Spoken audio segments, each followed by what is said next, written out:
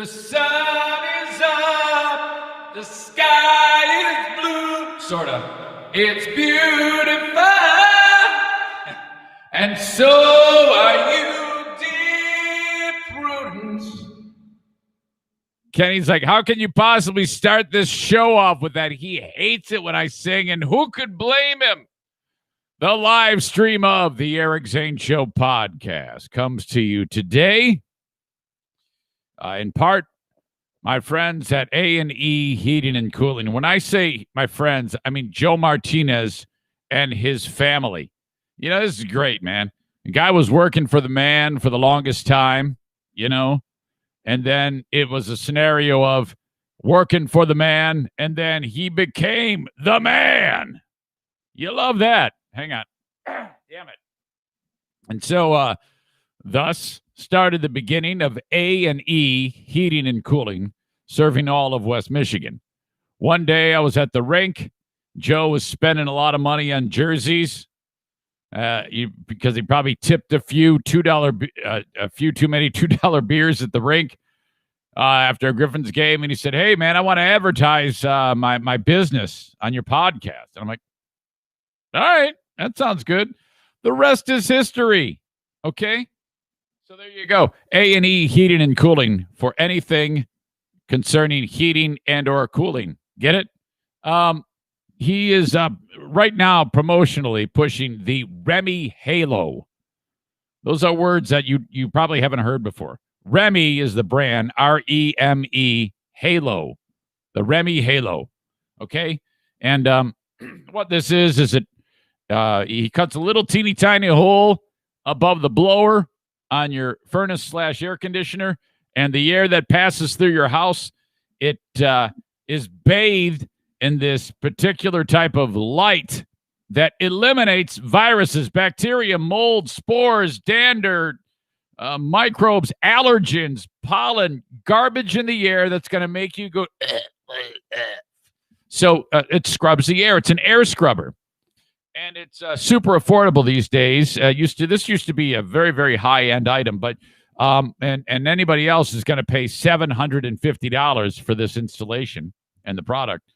But if you're a Zane Show podcast listener, you get it for $650. I posted a video at Eric Zane Show. On my Facebook page and on Twitter of Handsome Joe installing this bad boy, and it kind of just shows you how easy of a process it is.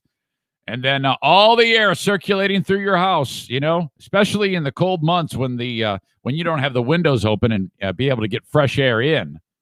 It's cleaning that stale air. For more information, reach out to Joe, 616-516-8579. And remember, you get an extra $1 off if you say Tu Madre es una puta. He's the one who taught us that forbidden Spanish. Joe Martinez, thank you. All right. Just the whole idea of I sent him a whole list of things to say in nasty Spanish, forbidden Spanish. Hey man, send me a list of things. So I wrote, all right, I want you to teach everybody how to say eat tons of shit. Comes chingo de cagada. No more butthole for you. Ya no te voy a dar mis nalgas. He says it so fast, so I've only been able to master Tu Madre es una puta. How about go fuck yourself? Vete a la chingada, cabrón. Okay. Sorry. Hold on a second. I'm going to pull up a note here. I had a conversation yesterday. Oh, no. Here it is. With Alan from Blue Frost IT. If you're in the like at work and you run an office or even if you're the guy who runs the office at your work, if you're noticing that the tech is just slow and all these things have an end of life experience at some point, you might need a tech gear upgrade from Blue Frost IT. Routers, firewalls, monitors, computers, printers, hard drives, all of these things eventually see the end of days, okay? And when those days come, that means all of the people in the office are working slower. And you might be like, okay, it's time to upgrade at least just some of these things, okay? Reach out to Blue Frost IT for that upgrade. It starts with a complimentary consultation. You call them 616-200-8550. They sit down with you, and you're like, well, this is true. And then they kind of look over your things. All right, okay, I think you're going to need this, this, and this. Okay, what are your specs? What do you use the most? And then there's a lot of Q&A going on. It takes a short amount of time. And then they go ahead and give you an estimate about ordering and buying, purchasing, and installing all of these things. That's what Blue Frost IT does. One of the many things that they do. So I'm touching on that right now. Again, tech does have an end of life, especially if like your software isn't supported anymore. You know, if whatever company that you're working with, let's say it's Microsoft, if they don't support it anymore and stop updating it, well, you're screwed, okay? You're working with outdated material, and you need to upgrade that. Call upon Blue Frost IT for all of these services and a whole lot more. Just remember the name Blue Frost IT. 616-200-8550. Today is the 20th of January, 2021. Some of you are like, man, I thought this day was never going to arrive. Holy crap. The Eric Zane Show podcast begins now. My name is Blue State Rob. I just got unfriended by Kenny. What? Hey, this is Blue State Rob, and you're listening to the Eric Zane Show podcast, a show hosted by a liberal Republican whose ancestry dates back to the small country of Armenia and fueled by bouts of anxiety and adult attention hyperactivity disorder, also known as ADHD. It's not the best, but still better than radio. Anyway, here's your host, Eric Zane. All right, roll call. The mighty Jason Eller working on concrete. At least I hope that's what he's known for, making music and freaking a master with concrete. He's in attendance. Terry is there. What's up, Terry? Appreciate Terry's volunteer spirit. He helped with the great food giveaway, as a lot of you did. Melinda in beautiful Nashville, Tennessee. What's up? Josh is in the house. Jason, hello, this is Crank is here. The almighty Dirk. All right. Ryan already dropping this. Hey, guys, post this on your wall and compare in 4 years when it pops into your memories for the next inauguration day. January 20, 2021, difference versus January 20, 2017. And then he writes down some statistics like the Dow and the NASDAQ, and then the price of oil, and then some stats about taxes. And, okay. So I guess he's saying we can compare that. Now, I can't read your mind, Ryan. I don't know what you're getting at. You might be suggesting it's going to be fantastic 4 years from now, or you might be doing the opposite. I don't know. I don't want to put words in your mouth. You would have to say that. You would have to make it clear what your intentions are with that. Do you expect it to be to all of those numbers that you threw up there? Do you expect those to be less? And I don't know. Maybe they will. Maybe they won't. You know, who knows? At the end of the day, I don't think those things mattered to people because, holy shit, there's a new guy in charge. So people obviously didn't really give a shit. They were like willing to go a different direction. And you're going to have to live with that. Ryan says, there's nothing to get at. Just nice to compare objectively. I look at you with a raised eyebrow. Jason says, maybe it's just data with no feelings behind it. Well, I hope so. I'll give you the benefit of the doubt because today is the day. At noon, Biden's the man. Trump, see ya. You're out. Smell you later. We begin anew. All right. Now, I don't really have anything. I don't want to go down that road. I don't have anything to talk about. I mean, new guy coming in. I don't give a shit. I mean, I do, but I mean, there's really nothing that that I can park on in any way, shape, or form. Yeah, new guy did his job, or old guy did his job. New guy does his job. At the end of the day, we all are in the same boat. Let's get along. Okay, great. But there is something that is news today that I have to get to, and I'm already getting ahead of myself. It's going to be that type of day. I'm in one of those moods.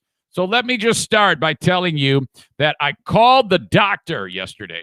Doctor, give me the news. I got a bad case of loving you. I need to get back on this medicine, this Lexapro/citalopram, 10 milligrams. I have to. I talked about this yesterday. And Eric, why'd you stop taking? Well, I talked about yesterday as to why I stopped taking it. It's a long story. Go back and hear why. But I need to get back on this thing, man. It's like, okay, man, I just can't handle these weirdo feelings that I have. I am terrible, and I'm worth nothing. This is all going to come crashing down. Just these ridiculous, not true thoughts that I when I get in that frame of mind, I'm convincing myself it's this horrible anxiety. My God, I wake up in the middle of the night, my brain is racing 1,000,000 miles an hour. What if this happens? What if this happens? What if this happens? It's not depression in any way. It's anxiety. It's palpable. You can feel it. Holy shit. So I'm like, I got to get back on this medicine, man. So what do? So I call up the, actually, I reached out to my doc. You got this thing called My Chart. It's an app. You know, it's how doctor visits are done these days with COVID. You know, reach out. I don't hear from them. 1 day passes. Usually it takes 2 days. Now, I know the guy really well, my doc. And so I go, well, I ain't waiting. I waited 1 day. You got 1 day to get back to me. And if I don't hear from you, I'm going a different direction. Screw it. So I call one of the nurses. And I explain what's up. I need it. And she goes, well, okay, I gotta do the questionnaire with you. I go, okay, great. So it just so happens that I was driving to the dog park with no dogs. Diana and I, that's where we do the old run walk thing that we're working on, which, by the way, 3 minutes now of running, jogging. It's slow. And 1 minute of walking. That is, again, we started at 30 minutes of walking. 30 seconds of walking, 3.5 minutes. Damn it. 30 seconds of jogging, 3.5 minutes of walking. Now it's 3 minutes of jogging and 1 minute of walking. You see, we flipped it. And every day we would add like 10 seconds of jogging and then decrease 10 seconds of walking. That's how you do this. Kenny, I can't, man. I'm in pain. Everything hurts. So while driving there, it's like a 5-minute drive. I figure I'm going to make this appointment. So I such a pain in the ass to call these days. They so want you to not call that they make this an absolute ordeal. We have to listen to all these recorded messages and hit the buttons at numbers of what describes you, like that matters. You know, it's just meant to make this more of a process so that you don't ever want to do this again, and then you use the app. But I already used the app. It didn't work. Finally get somebody on the phone as we're getting out of the car. It's just taking 5 minutes of pushing buttons while we're driving. Totally breaking the law, not paying attention to the road. It's a miracle I didn't kill anybody. We get to where we're going. We start our walk. Now, I got 1 minute before I start to jog. And then I'm on the phone talking to the lady, and then we start jogging. So I'm holding the phone up to my face. Dinah's next to me. We're jogging. And she goes, okay, well, in order to do this, so we got to schedule an appointment. So today I've got an appointment, video appointment with my doc. Okay, great. But she's got to do this long, drawn-out question process. How would you describe your from 0 to 10? How would you describe your level? They want to make sure that you're not like about ready to do something terrible or drastic. And obviously I'm not. I said, no.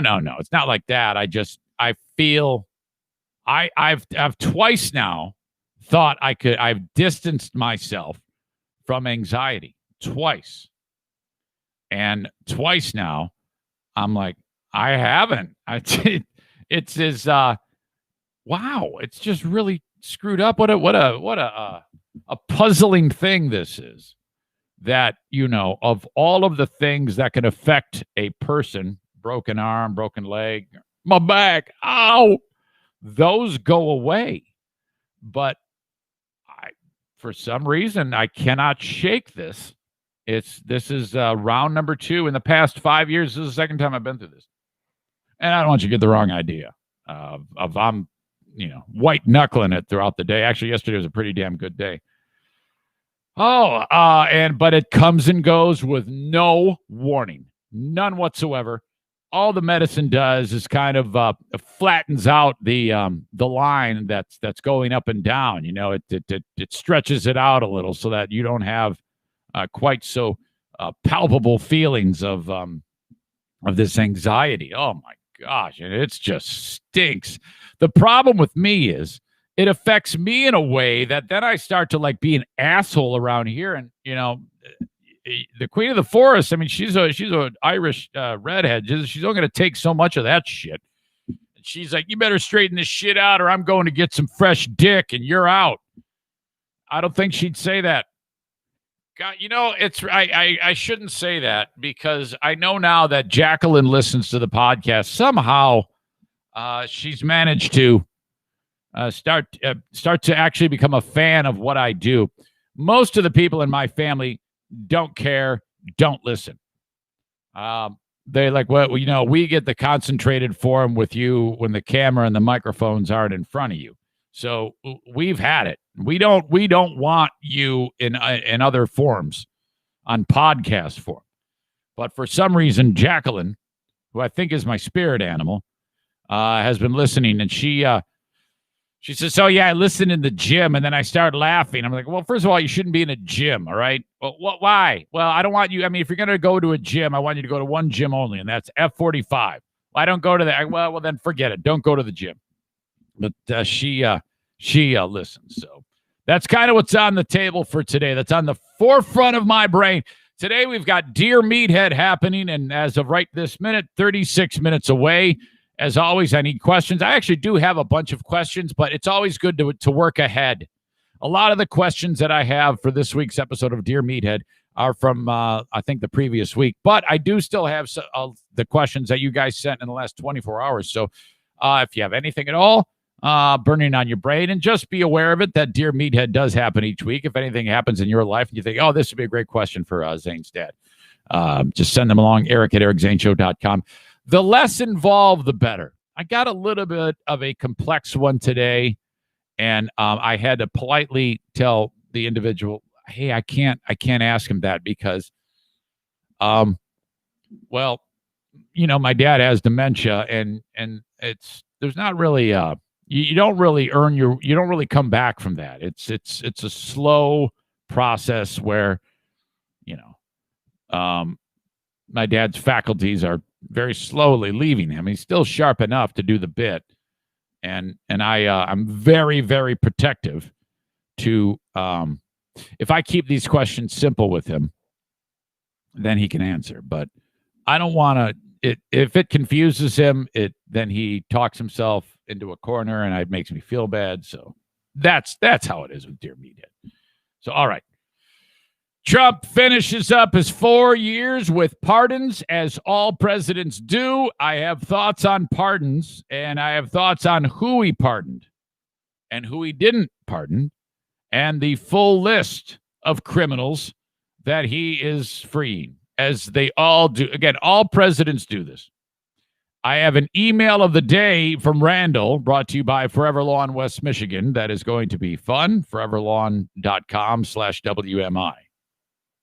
All of those things. Also, an update on the Mets general manager in trouble for sending D pics. That's something we got into yesterday. Jared Porter is his name. I haven't once been able to remember that guy's name. If you know the outcome of this story on the live stream, do not tip your hand with a crack or a comment. Just let it be. Let it be. Let it be, yeah, let it be. Kenny Hinson loves this. let it be. Man, don't make me unfriend you. You keep that up singing, you're in deep doo-doo, man. I'm going to let you have it. Kick your ass.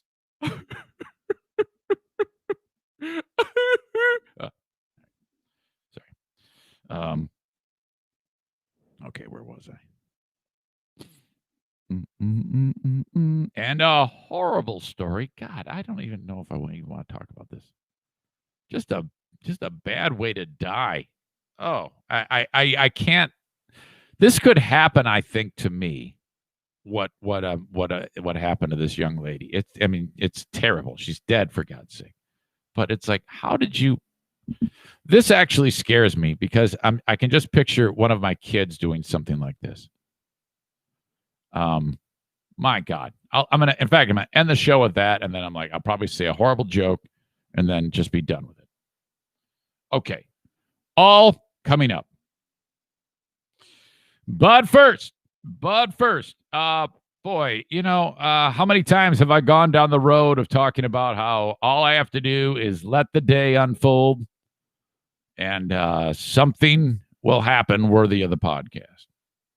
We have a mixed bag of people here with the addition of NFK, or the NFK. I like calling him the NFK. That would be No Filter Kevin, my brother-in-law, who lives with us now. And, with all the dogs and the crazy personalities, something's bound to happen, And a lot of these stories, if I just tell you exactly how it unfolded, it's ridiculous. And this is one of those, man, tip top of the heap. And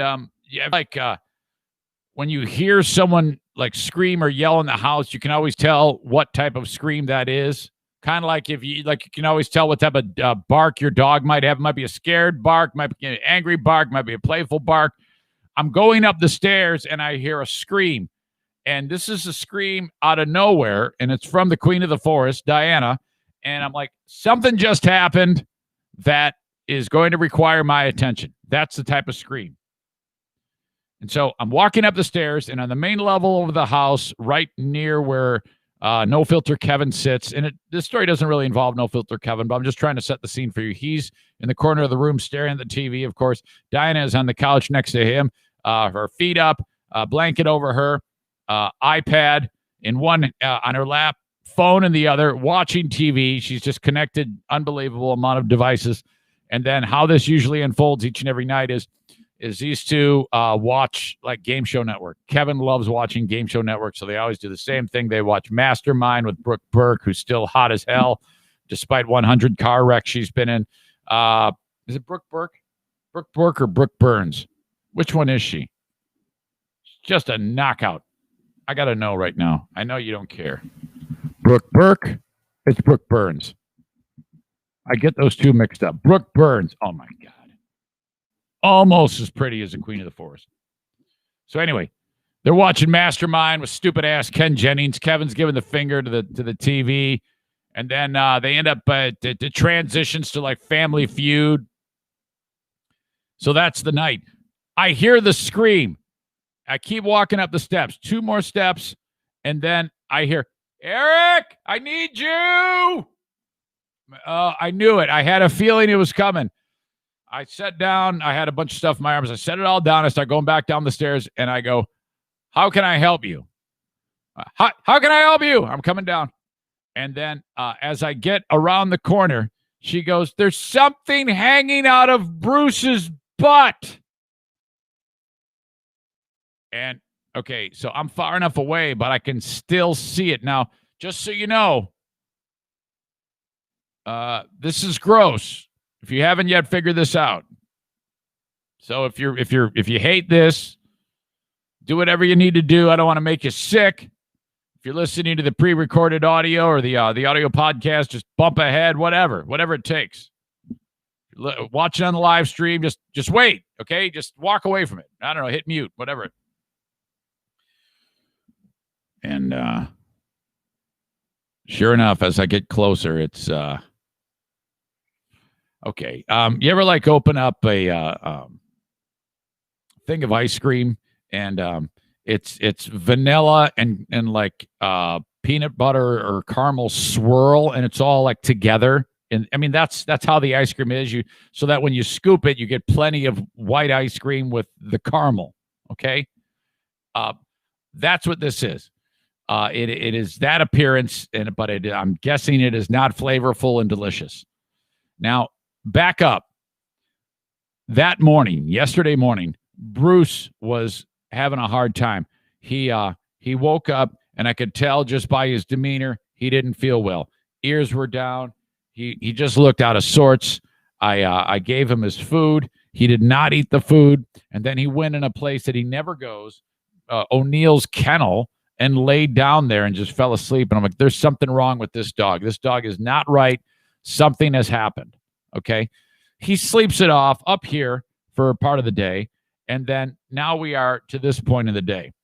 What he's done is he has consumed a certain amount of paper towel. He has gotten into the garbage. Okay. And the paper towel now has moved through his system, and it's time for the paper towel to leave. So he is a bounty / feces paper towel dispenser. And, well, I noticed that just before this happened, he was outside and he seemed to be struggling when he was going number 2.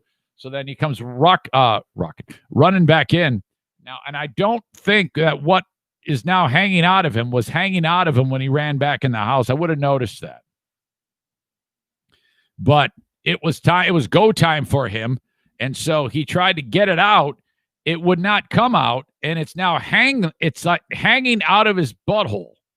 And it's swinging like fucking Bob Marley's dreadlock. Okay. And it's just kind of like, it's long. It's probably like 4 inches long of this poop paper towel dreadlock hanging out of the dog's butthole. And Bruce's butthole is like, there's no tail over it. It's just exposed to the world. So the dog is on Diana's lap on top of the blanket, and the dreadlock is swinging to and fro, and the tip of the poop paper towel dreadlock is like touching the blanket, you know? So she goes, ah! And Kevin goes, oh, man, oh, fuck, shit, oh, fuck, shit. He's giving it the finger. Sorry, he doesn't sound like Ken. He's like, oh, my motherfucking shit, fuck, shit. He's, he's pissed off at it. He's like, oh, no, oh, my God. And then Daisy, she thinks that Bruce is trying to play. So Daisy tries to attack Bruce, who's on Diana's lap with this poop dreadlock swinging. And it's like going everywhere, but it won't fall off onto Diana. So as I'm getting closer, this all happens in like 5 seconds. I'm like, oh, God, can you imagine if that fell off and landed right on Diana? She'd have a heart attack and barf right on herself, just like Kevin did back in the day in the van when I farted. And so this is all happening. She goes, I need help. So I got to save the day. And I go, okay, all right. So I quickly identify the problem. I must now extract this. This is nothing new to me. I can handle this. I've been when you have this many dogs for this amount of time, this is no big deal. I get the trusty Meyer bag, and then that allows me to actually. Now you gotta be careful. You can't like pull on this thing like you're starting up a lawnmower. Okay, you gotta treat this like you're removing the anal beads from your better half's keister. So it's kind of like weird, but you have to do this. You can't you got to be very, very careful because you could hurt the dog, You don't want to prolapse his freaking colon right. I mean, can you imagine if I pull it too hard and all of a sudden there's a nice pink windsock laying on Diana? My God, it'd be terrible. So this is all horribly gross, I realize, but it happened. So then I get it out. There it is. And the dog is like, thank God. Oh, so that is it, man. I was able to, I got to clean the dog up, get the old wet nap. Okay, don't use a Clorox wipe. That would hurt the dog. Got to be very careful. Clean up the dog. Dog is good to go. Woo! All happened at once, and Kevin is just like mortified. Just mortified. And I'm like, yeah, that's the way I feel when I have to clean up the toilet after the Hams beer shit howitzer blasts all over onto my toilet. So take that. It's a little victory there. Whew, all happened. Whew, true story. What a thing. The oddness around the household wasn't done, though, at that point, because it was shortly thereafter that I busted out my first P90X plyometrics workout post-kidney donation.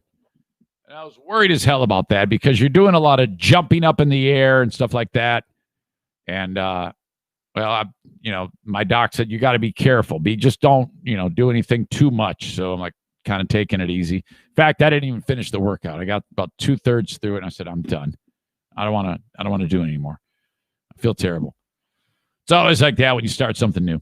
Then it's time to finally bathe. I hadn't bathed, I realized, since Sunday morning, which is a new record for me. Oh, my God, what an absolute filthy pig I am. So it's time to shave. I'm in the shower, a shave in the shower. I grab my razor, and then you know what I see?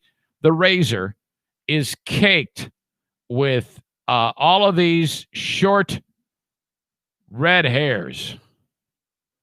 And I'm like, what?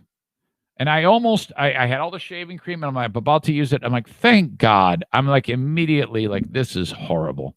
It's got an entire red bush on it. I'm like, this is the worst day ever. Holy crap. When is this going to end? Thank God I had more blades, switched it out, took care of it. That night I go, honey, can you, this is what happened. And I explained this all to her. And I go, well, did you shave your lady area with my razor? She goes, no. I go, well, yes, you did, unless some other redhead came into our shower and did this. She goes, well, no, it wasn't my lady area. And I'm like, oh, okay. All right. So you're letting it grow out. All right. I guess that's a thing. Some people choose to do that. I don't mind, whatever. And she goes, no, I shaved my legs. So that was all my leg hair. I was like, oh my God. I go, well, why didn't you rinse it, first of all? And then, okay, even if you didn't rinse it and you just left it there or whatever, you got to let me know because that dulls the blade. If I had used that thing after you chopped down the sequoias, it's going to ruin my face. So for God's sake, could you maybe tell me next time? My God. Is that you? Do you have to deal with this? It was a gross day yesterday at the Eric Zane Show podcast household. Hey, we've got another round of Zoom trivia with Patriot Nick.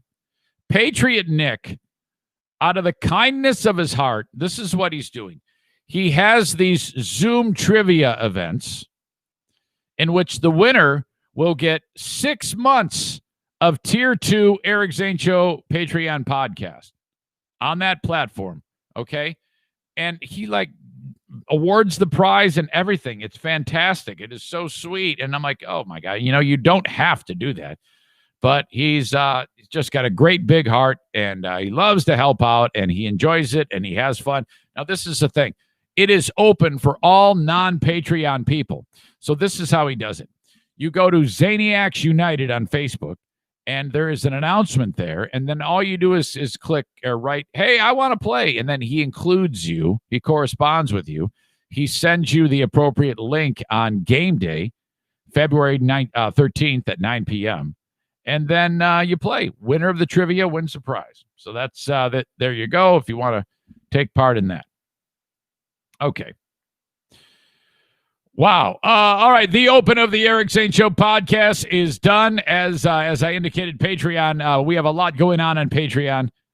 The Insane Asylum is my music radio show where I basically turn into Eric the DJ on Northern Michigan's Q100, which is also found,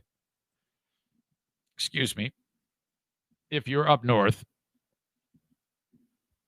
on 106.3 and 101. Wait a minute. Hold on. No, I'm getting this wrong. 94.5, 100.3, and 106.3. It's on 3 frequencies for different parts of Northern Michigan. And I just noticed yesterday, I'm actually on the website. I had no idea. So if you go to q100-fm.com, you'll see the long list of things that are on the show, that are on the station. Finster in the morning, D. Snyder House of Haircuts, Joe Mama, who is on middays, JC in the afternoon, J-Bo is on the radio station, He is on from 6 p.m. to 8 p.m. And then if you kind of go down the list, you see D. Snyder, Larry McRae, Eric Zane. There I am. You click on my name, and there's absolutely nothing there. It just says Eric Zane. Sunday, midnight to 2 a.m. with the Insane Asylum. Anyway, you can get the Insane Asylum free in my Patreon. Not to mention the Ben and Eric Patreon podcast, the daily Patreon bonus, which has just been so much fun since we started doing that. And Smarter Than a Former Drug Dealer trivia. I have news on that in a second. And what else? What am I forgetting? Oh, the Lost Zane recordings from 107.3 WBBL. That's all every show I did there released in the order that they happened. We're on mid-May of 2016 right now. Yeah, there's an APB out on Kevin in Muskegon. I reached out to him and said, hey, you want to play trivia, Smarter Than a Former Drug Dealer trivia with Dale? Yeah, of course. And I called him at 10:30 my time, and he was non-existent, wasn't around. And then tried later in the day, no sign of him. So still, if anybody knows Kevin, might want to do a well check on him. I called him a couple times, but I don't know what the hell is going on there. Dirk, you might want to check this out. I just saw this. If you go to q100-fm.com and scroll down off the main page, there is a video that says Billy Sheehan's real-life Spinal Tap moment. World-famous bass player Billy Sheehan, that Dirk, I think, knows personally, has a real-life Spinal Tap moment that he shares. So something you might want to check out. That's just between you and me and whoever else. All right. Sorry, man. I'm all over the place today. Got a lot to talk about, as always. Wouldn't have it any other way. F-45 training in Byron Center, Michigan. The pandemic is, it's tricky, as we all know. But in Michigan, they have loosened the reins a little bit. Restaurants still closed, from what I'm understanding, till February 1. But group training can take place. So if you are in and around Byron Center, Michigan, kick it into gear with F45training.com/Byron Center. Work out for free for the first week, and that is so cool. You try it out. It's a test run. See how you like the facility. You like the trainers. You like what they offer. The letter F, the number 4, the number 5. F45training.com/Byron Center. Van Dyke Mortgage. The Mario Flores Lakeshore team of Van Dyke Mortgage. Okay. Now with an office in Grand Rapids. Now, there are lots of Van Dyke mortgages throughout the United States. Remember, Mario Flores, NMLS number 3035. Just keep it in mind. My marketing when the message meets the need. You're in need of a mortgage. Now is the time. And, if you need a mortgage, you need a mortgage. It doesn't matter how great of a time it is. And the interest rate is incredibly low right now. In some cases, you can get a mortgage under 3%. But I'm asking you to reach out to Mario when you're researching mortgage professionals. You're going to go and pick the best one. Go ahead and call 2 or 3. Just have Mario in that process. 231-332-6505 for the Mario Flores Lakeshore team of Van Dyke Mortgage. Okay. So, yesterday, Trump had a flurry of pardons. Let's see, who did he pardon? So what this means is you're in prison. All of a sudden, you get a phone call and says, hey, the president just said you can go free. How the fuck is this a thing? Okay? How is it that you can just say to criminals, you're now free to go? I don't get it. All presidents do it. It isn't just Trump. Who the fuck decided that this was a good idea? Convicted felons in prison for breaking the law, and then like a fucking game show, the president can just say, well, I've decided you can go free. I don't know if I like that. This is all fucked up. No one should just be able to just forget it, just go free. I mean, unless there's something really, really egregious. But I mean, for the most part, you would think that the people who put them, I mean, these people made their own decisions in whatever the hell they did. No one here is a Boy Scout. So I don't know. I hate this whole thing. How did this even become a thing? And why are we still doing it now? Where you can just turn around and say, hey, by the way, you all go free. If that's the case, they should have the power to actually just do the opposite and just say, you go to prison. So basically I'd get a phone call. Yeah, you're going to jail. I mean, why not? We're doing this. We're just setting criminals free back out into the world. Why can't we just say you have to go into prison or you go back into prison? My God. I don't understand it. I actually should probably research this a little bit more as to why this is even a thing. The whole thing is dumb. And included in the list of pardons is a guy by the name of Kwame Kilpatrick. Now, some of you might not know who this guy is because it was a big story nationally, but I mean, you're going to be more aware of it if you live in Michigan or the Detroit area or the Midwest. This piece of shit was the mayor of Detroit and was the most corrupt, criminal-minded individuals that I think that's ever walked the planet. This guy was a walking crime. It's like he got the job as mayor just to be a criminal. It was that bad. And his whole existence came unraveled in this crazy text messaging scandal when he was involved with a person, I think, who worked for him. And it was a big sex thing. So that was the start of it. And then more and more things started to come out in this guy. And I mean, a long list of offenses that he was convicted for. In fact, I'm just going to go over blow by blow how the legendary Detroit Free Press detailed the story, because this just broke overnight. On his way out of the door, President Trump commuted the sentence of ex-Detroit Mayor Kwame Kilpatrick, freeing him 20 years early for public corruption crimes that he was convicted of in 2013.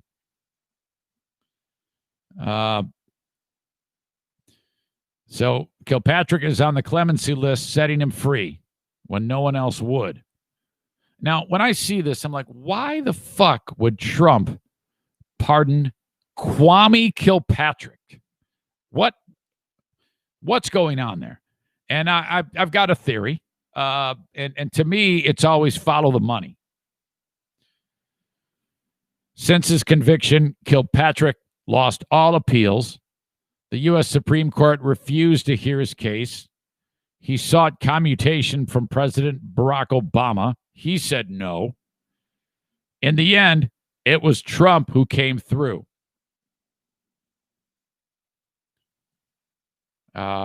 Came through for Kilpatrick, who is a lifelong Democrat, who in 2019 wrote Trump a letter praising him and congratulating him on his unprecedented success in office. Yeah, in my opinion, right there, that's Kilpatrick sucking up. Well, I mean, I can understand that. I mean, you got to try something. Let's see. Kilpatrick wrote to Trump, quote, "You have shaken up the entire world, and that is a great thing to behold." Kilpatrick wrote in the letter, "I applaud your boldness and tenacity in confronting the traditional and sometimes deformed politics of our country.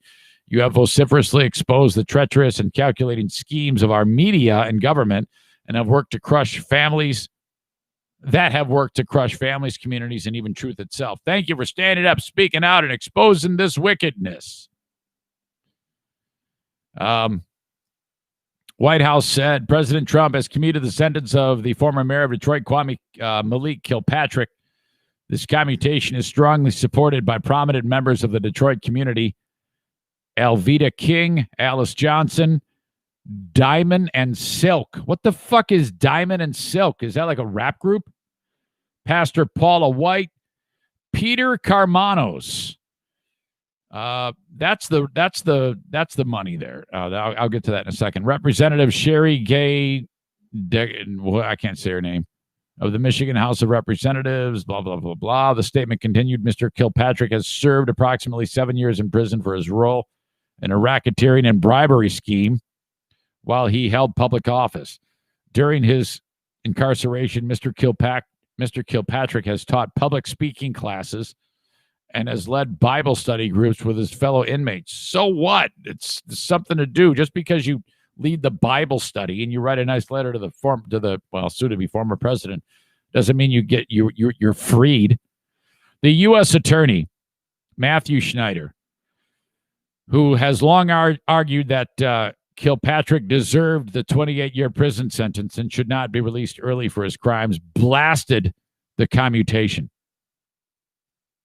My position on the disgraced former mayor of Detroit has not changed. Kwame earned every day he served in federal prison for the horrible crimes he committed against the people of Detroit. He is a notorious and unrepentant criminal. Kilpatrick has served only 1/4 of the sentence that was very appropriately imposed. Thankfully, under Michigan law, he cannot hold state or local public office for 20 years after his conviction. He resigned in office from 2008 following the text message scandal disclosed by the Free Press, had been serving the 28-year federal prison sentence following his 2013 conviction on multiple corruption crimes, including racketeering, bribery, extortion, and fraud. He was using the office to funnel contracts, all sorts of greasy mafioso type shit. All of his appeals failed over the years, though both Kilpatrick and a group of his supporters, including millionaire businessman Peter Karmanos, had appealed to Trump last year seeking clemency. Yeah, and it would not surprise me in the least if Karmanos has his hand in this. That a backroom dealing would pay off Trump. Who knows? I mean, come on. Oh, my God. There were several false alarms about an early release from Kilpatrick's supporters over the last year as rumors got out he was going to be freed early and allowed to live with his mother in home confinement in Georgia. Though that never materialized, then they thought he was going to get out because of COVID. That never materialized. And meanwhile, Kilpatrick has a mountain of debt when he gets out of prison. $552,862 for accepting private jet travel to Vegas golf outings, Prince tickets, and massages from an investor who was trying to close a $117 million deal with the city's pension funds. This is the type of shit this guy was involved in, and he was very brash and bold about it. It was easy to convict him. $7.4 million judgment issued to minority contractor who sued Kilpatrick and his convicted contractor friend Bobby Ferguson, claiming water contracts were unfairly steered to Ferguson. $852,000 in restitution to the city of Detroit stemming from the text message scandal. His last payment was made in 2013, the year of his federal conviction. What good is it of convicting these people of these crimes if they don't pay back their restitution and they don't serve their time in prison? Also, $1.5 million in restitution to the Detroit Water Department stemming from his federal conviction, which involves steering lucrative contracts to Ferguson, who got 21 years in prison for his crimes. Also, a $195,000 fee to the to the IRS for unpaid taxes. This guy is an absolute joke. Christine Beatty, that's who he was involved with in the text scandal. What the hell is Trump doing pardoning Kwame Kilpatrick? To me, this involves, I just don't get pardoning, man. This should not be. You know who's on the, let's see, Steve Bannon, another criminal. Lil Wayne got pardoned. He pled guilty in federal court in December to illegally possessing a firearm and faced up to 10 years in prison. Why are you pardoning this guy? Just because he says something nice about the president? That doesn't make any sense. There was a bunch of other names that were pardoned that I don't recognize. And then, you know who didn't get pardoned? Joe Exotic, the Tiger King idiot. Joe Exotic failed to receive a pardon from President Trump. My God. So he's bumming. There you go. That's your last. You can always ask Biden. I don't know if it's going to work. He actually reached out to Trump and said, I mean, you'd have think if he's letting Kwame Kilpatrick free and Steve Bannon, he let the fucking Trump. This is perfect for Trump. He should absolutely have pardoned. If you're going to do this, give them their get out of jail free card. The first person you pardon is Joe Exotic. I mean, if you want life after the presidency, and we all know he loves to be a reality star. I mean, that we can all agree on that. He should have actually gone to the prison and unlocked the door himself and said, come on, let's go. It's time to do a morning radio show. We're going to do a TV show. It's got to be called Trump and the Tiger. Let's go. Come on, Tiger King. You and I ride off into the sunset. I would pay to see that. I would absolutely, at least once, pay to see Tiger King and Trump. Oh, my God. And then in 4 years, these two guys run for office. You know, we're going to beat this impeachment rap, and we're going to go for it. You're going to be my running mate, Trump and the Tiger. That's the ticket.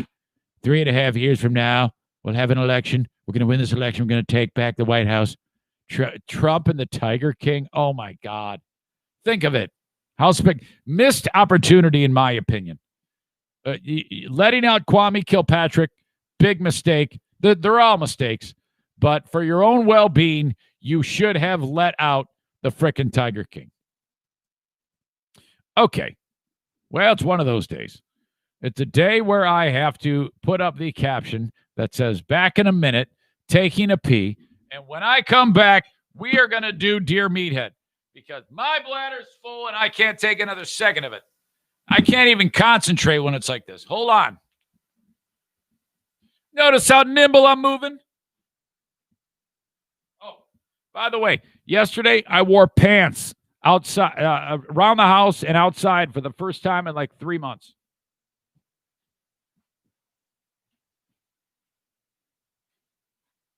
Hold on.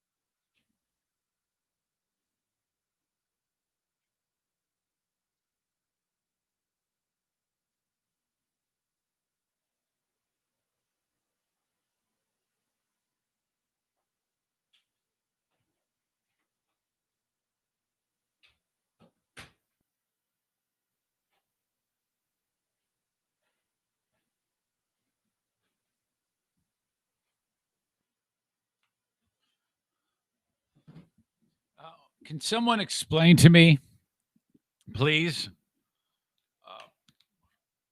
why no one can shut off a light when they leave a room? Walk out of here, and every single room that I go through to get to the restroom, the light is on. There's no one home. Kevin's downstairs watching TV. Okay, great. What is the point of leaving all the lights on? Why can't you remember? We're supposed to make each other happy, right?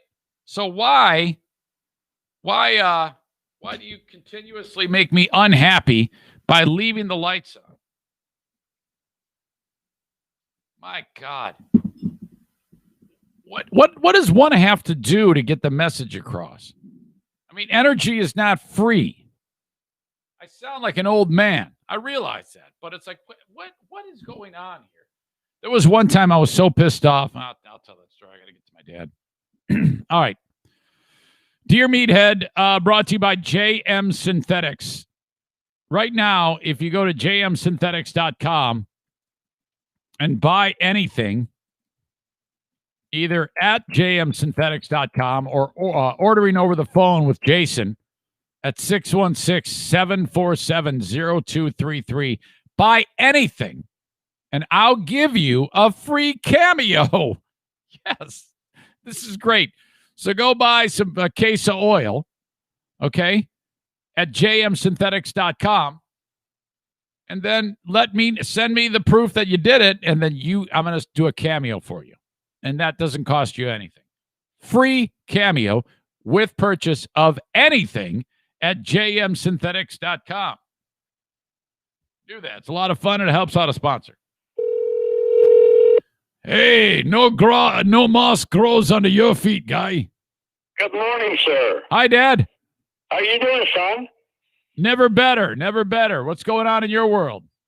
Well, nothing. Right now we're getting excited listening to the president's exit. So I was very saddened about that. Oh, yeah? Yeah.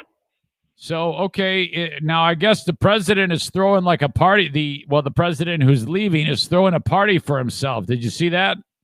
Yeah. Well, hey. This is a cycle that we have to go through, I guess. It's a little different this time around, though, isn't it? Yes, it is. Yes, it is. It saddened me, really, one way or the other. I'm happy about the new one coming in. Yeah. So would you like it to be where the old president would be there and saying, hey, I wish you well? Yeah, I would really like to see him continue another term, but, I really, as a human being, individual, I'm not a political person. And I'm grateful the fact that he was there, and he did a lot of good things. Right. But do you think that he should be at the inauguration saying to Biden, good luck, I hope you do a good job, or because he's not going to the inauguration?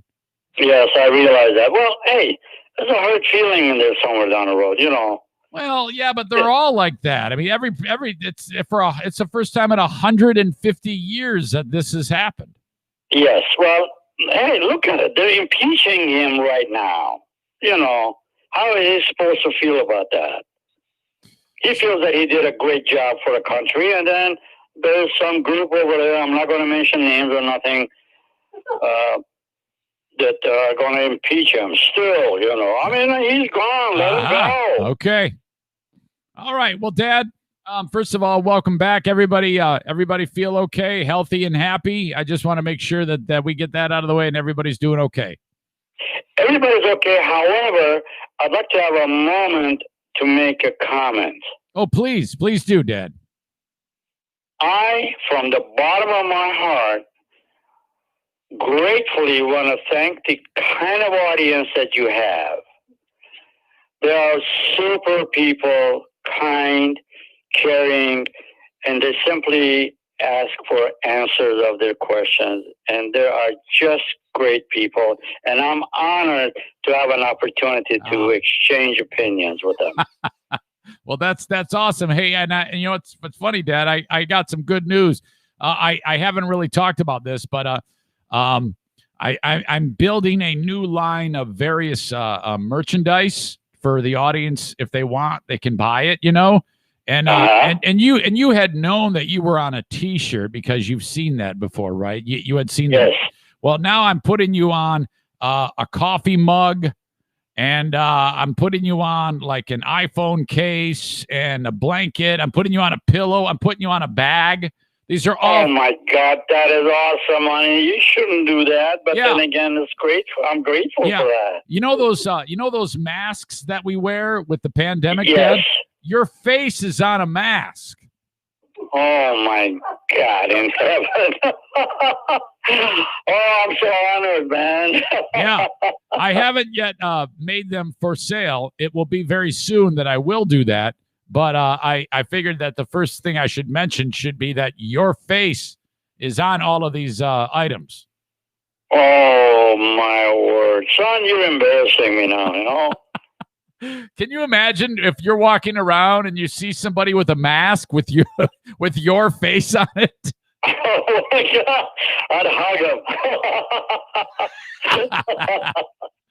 This is weird, you know. Yeah, I know. Wow. Yeah, well, I tell you, people just love you, so that's great. Okay. Well, thank you. I'm grateful to that. I really am. Forever grateful. I just hope to God that I would see him one day and recognize him one at a time. Right. Yeah, one day I want to bring you back here so we can do like an in-person thing, but I mean it's such a strange time right now. A lot of things things would have to change before anybody would be comfortable doing that. Right. Right now I enjoy the fact that I converse with them. So yes. Okay, Dad, here we go. Tony, my pal Tony writes this. Dear Meathead, I've been looking to quit smoking. I've been smoking for 8 years. Now, I really think that this year I can do it. What is your advice on working through the withdrawal process of quitting smoking? Now, Dad, you had to do this once because you used to smoke cigarettes. Oh, yes. Okay, Dad. I have something to tell him about that. Okay, go for it. All right. That's Tony? Yeah, that's Tony, Dad. Tony, I appreciate your question. This is a task that is a difficult task. However, are we going to be a human being with brain, or we're just a Mickey Mouse type of a character that we just can't deal with this? Quitting cigarettes is not an easy task. However, it's really much easier doable than it is not doable. It's a question, how do I do this? Every time that you get the urge, tell yourself, hey, are you a Mickey Mouse or are you a serious human being? If you can't make that decision to quit, you can't make decision anything else about your life. So be strong. You got to have the strength to do that. And believing me, it takes no more than 20 days for you to start losing the urge, and you will succeed. Put some value in yourself. Cigarette smoking is a dangerous thing. Okay. You cut your life by at least 20 years. All right. Yeah. That's I tell you what, that's a pep talk and a browbeating. Especially with the line, are you a Mickey Mouse or are you a serious human being? There you go. Mickey Mouse is a joke. So you're going to be a joke? Yeah. Or you're going to be a serious human being? Yeah, you want to be a human being. You don't want to be a Mickey Mouse. No. Gotcha. Okay. That is that's good, Tony. I want you to pay attention to that. Tony, have strength in yourself, my God. Don't be chicken. Yes. Don't be chicken. Now, we have family members in the household or in the family who smoke. I mean, Mike in particular smokes. Now, I don't know, how much does Mike smoke? How often does he smoke? Is it just when he like maybe has a few beers, or does he smoke regular?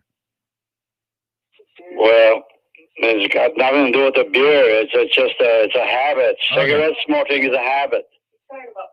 Yeah. How often does Mike smoke? Well, he goes about a half a pack a day. Okay. Boy, have you ever like told him, hey man, you got to knock it off? Quite some time ago we had a conversation, but he's a little strange type of a character with his own personality as far as some things. I mean, just like telling him quit drinking beer, he won't do that. Gotcha. Okay. Strange type of person. But I don't know. I don't embellish that. Okay. You don't. All right. Gotcha. Dad, Josh, or I'm sorry, I think it's Josh. No, James asked a question. What's the favorite car that you've owned? I know you've had a lot of cars over the years, Dad. Which one stands out as your all-time favorite?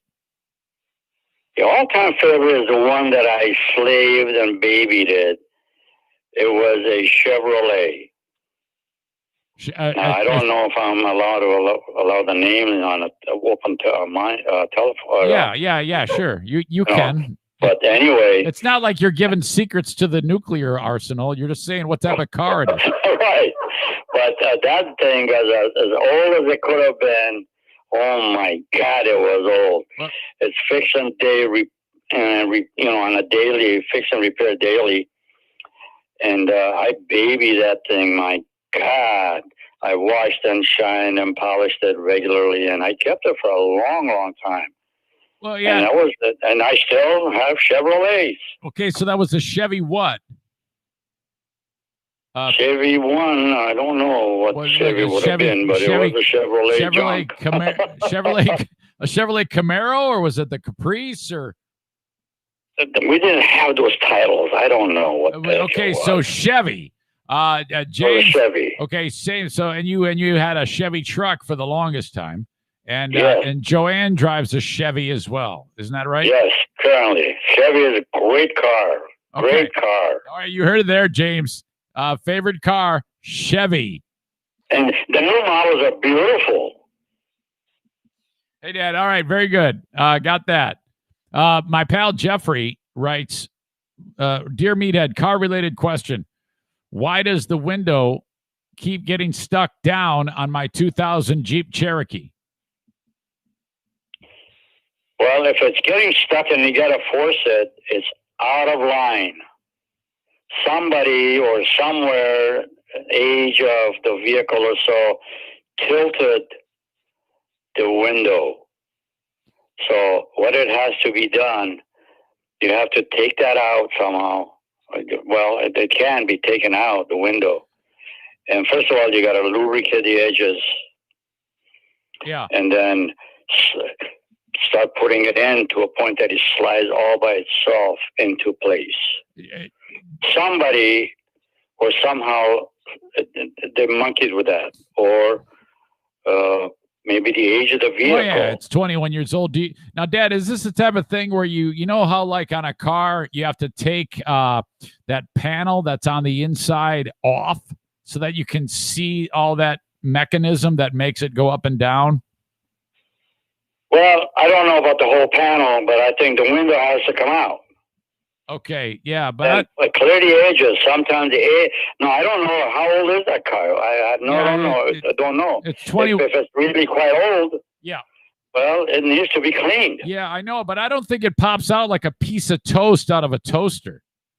No, you got to work at that. You know, take the inside of the door off, so you can have access to the window itself. Aha, boy! All right, where'd you hear that? Yeah. Okay. Very good. All right. But I know that because I've had that issue 100 years ago on the car that I had. Okay. So that might help, Jeffrey. Yes, of course. Jeffrey, those days the cars were not as complicated as they are right now. Because I mean, I think he might be able to figure it out. He's pretty crafty, and it's an older car, so. And then grease all the edges, you'll be fine. All right, there you go. YouTube videos help too. Dear Meathead. Yes. What's your favorite memory, or any memory that was joyful spending time with Eric when he was a kid? Maybe could be like a trip, or maybe something happened that was hilarious. What comes to mind, Dad? What really comes back to me? You don't want to hear this probably. When you had a tiff with your brother.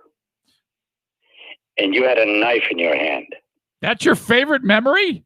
That's most memory, not favorite. Yeah, well, that's what I'm looking for. I'm not looking for the when I held him a knife point. I'm looking. Oh, hey. No, I'm looking for. That sticks to my mind. All right. Well, let me. My favorite memory is the fact that we took trips. Well, there you go. That's better. That's better than holding my brother hostage. Well, yeah, but then again, I'm telling you what it is. And I recall how I used to, you were just a tiny little tyke. We were crossing an area that had a water. We had a little boat, a rented a boat. And then we were trying to get off the boat, and there's water there of me try to pick you up and put you on the dry land. Yeah. And I had a heck of a time doing that because the boat was, teeter-tottering and all that. And sure. I damn near lost you in the water. Oh my God. This is you. All I was hoping for was, maybe we were on the teacups at Disney World. And that was when we landed on the other side of that area. that was my favorite moment to know that I got you there in one piece without drowning you. Okay, so in between the near drowning and the holding Jim at knife point, the near drowning works. Yes. Okay, good. Got it. Thank you to Chow who had that question. Dad, Josh wants to know what is your favorite animal and why? Oh boy. Actually, my favorite animal is a Labrador. Oh, a dog. Dog. Okay.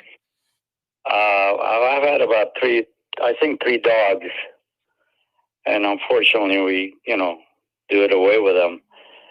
And everyone, I'm a dog lover. I see my neighbors walking with their dogs. I want to get up there, and I do. Yep. And talk to the dog. And of course, we can't get too close to each other right now. But I just about know quite a few dogs in here in my neighborhood. Do you remember the name of my dog that is your favorite? I don't know about your dog, but I remember a dog named Queenie. No.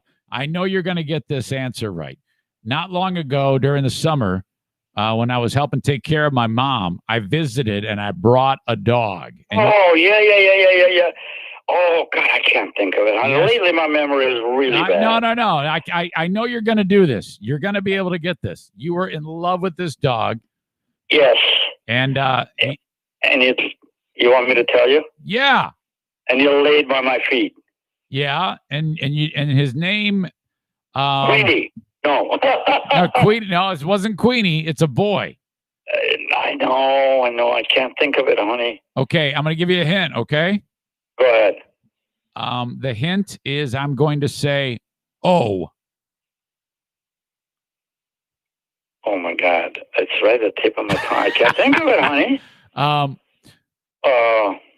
O'Neill. O'Neill. There you go. I think about that dog. What's that?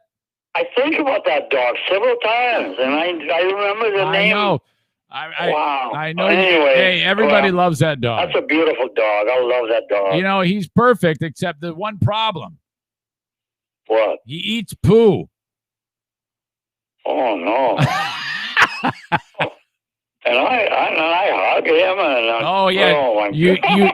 You do not want this dog to lick you. Oh my gosh. Oh yeah. Okay. Seriously, that's a game changer right there. What the heck happened to that dog? I don't know. I mean, how can that possibly be that an animal would go, "Oh, this looks delicious"? I mean, seriously. You must have kept him hungry for a long time. I don't know. He's always done that. It's ridiculous. All right. So you walk behind him every time he does it, you pick it up right away? Well, he does. He eats other dogs' poo. Oh, wow. Yes. Horrible.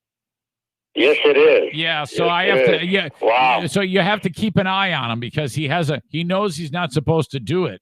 So he'll kind of like walk by it and he'll be like, "Oh man." Well, next time you're parking over here, I'm going to be watching him like a hawk. Absolutely. If he drops that head down to the grass, he's looking for. I'll be right on his butt. Yes. All right. Adam has this question for you, Dad. He says, "Dear Meathead, if you had the chance, would you ever like to travel to outer space?" No. He says, I don't care to do that. No, I have no reason to feel comfortable with that. You wouldn't want to see the Earth from space, look back on the Earth, see it, big blue marble? No? No, not really. I haven't seen half the Earth when I'm already on it. Okay. So, no. All right. And finally, Justin has this question. It's a bit of a dilemma. He writes, "My cat recently peed inside the washer and the dryer. Oh, my God. How would I go about cleaning both of them?" Signed, Justin. Oh, boy, that's a problem because you got the little holes there for water going through there. Yeah. And it's already pee going through there. Well, I would suggest just fill it up with water and empty the water a couple, 3 times if you can. I don't know how you want to do that. Run it with no clothes in it and hope for the best, I guess? No, just rinse it off several times.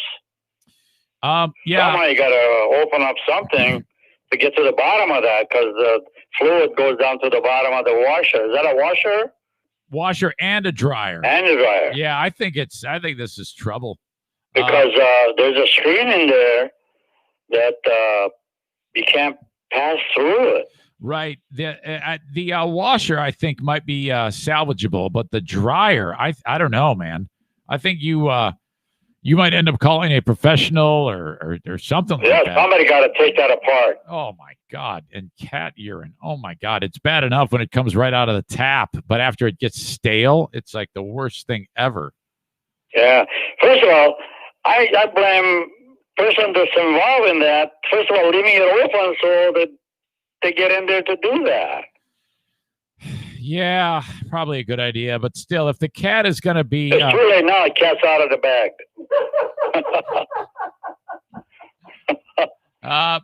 I'm just hearing because we're actually live now, as you know, on social media, Dad, and one person even wrote, not going to mess with that. New appliances, possibly say goodbye to the cat.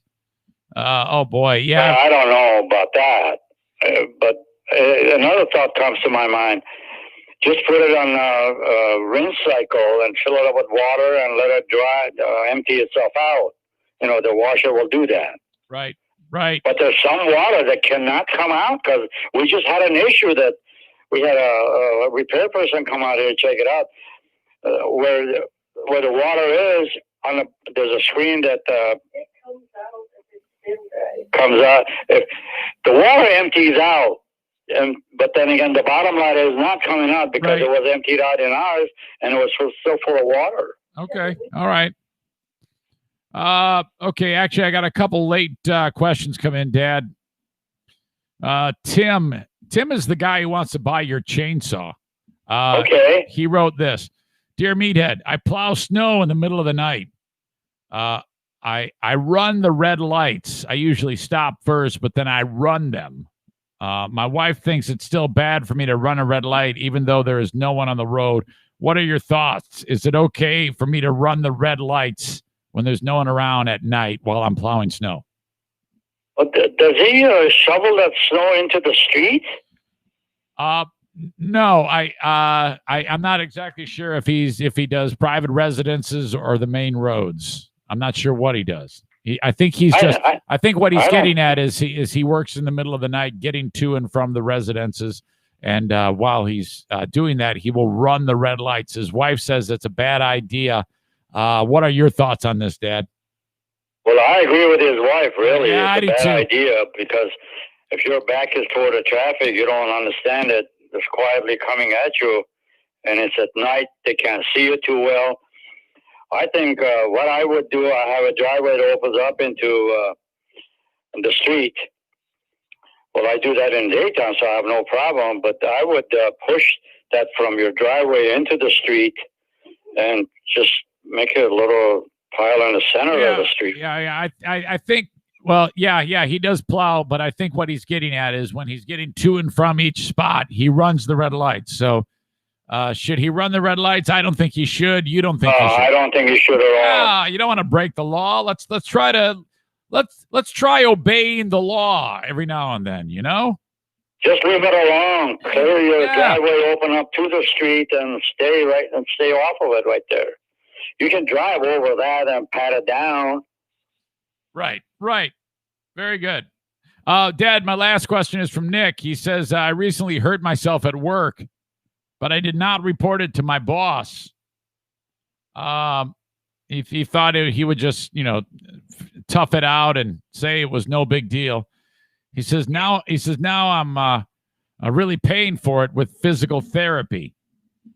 And then he says, have you ever put yourself in this situation where you hurt yourself and you didn't tell your boss, and then it's like you wish you had said something? Well, I haven't had the situation, but it's really, honestly, and being straight is the best thing in life. You can approach your boss and tell him, hey, this is what happened, and I tolerated it, and right now it's really worse, so I need to get it taken care of. You can probably still tell him. Just tell him now. Tell him right now. Don't wait a second. All right, I'm hurting. I'm paying the price. I hate to leave my job, but this is the way it is. And now, if you don't do that and keep working, it's getting worse, and you're prolonging the agony. Yeah, I know. I mean, and Nick, I know you. you basically tell everybody what's on your mind all the time, anytime. Why have you suddenly gotten shy? Go tell your boss, you big dummy. Yeah. And by the way, the purchaser of this chainsaw, I got so many goodies to go with it, and I've got them cleaned and polished. Yeah, I know. And checked out by an expert. It's ready for you to be picked up. So, well, you know that dude who wants to buy the chainsaw, it's because I haven't gotten over there. So I know that. It's not a problem. I'm not going any place. And so I wrote down the note, being straight is the great thing. That's right. I mean, hey, it's your health, my friend. All you're doing is agonizing and prolonging your pain. Is going to finally, hopefully, if it doesn't manifest to be a big deal, if it is a big deal and you're embellishing it, hey, you're going to be laid up much longer than you think or you want. All right, Dad, I appreciate it.